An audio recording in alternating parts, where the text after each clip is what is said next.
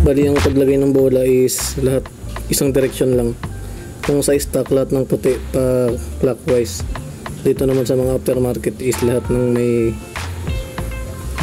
pangalan is dapat nakaganyan. Naka clockwise pa rin. Dala-dalawa lang yung paglagay niyan. Ganyan lang yung tamang pagkabit ng bola guys. Pliable natin sa mga scooter.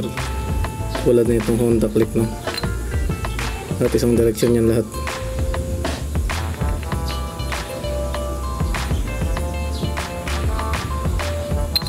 Ilagay niya lang ng maayos guys para di magka-problema yung bola natin. Para maganda yung kain niya. Ayan, ilagay na natin yung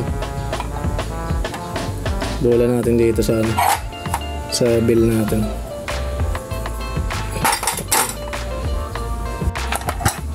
Kabit na rin natin yung mga slide piece natin dito sa backplate. Ganyan yung pagkabit yan guys. Bali yung pa-letter U is nasa harapan. Dito namang parang triangle na yan is nasa likod. Ayan siya guys. Yung pa-letter U sa harap. Yung isang slide piece natin is medyo may alog na pero okay pa rin yan. Genuine naman yan. Mas maganda kung genuine kasi mas mauna masisira yung slide piece kaysa yung backplate. Bali itakip lang natin siya dito sa mismong pulley.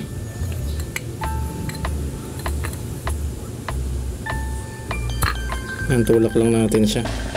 And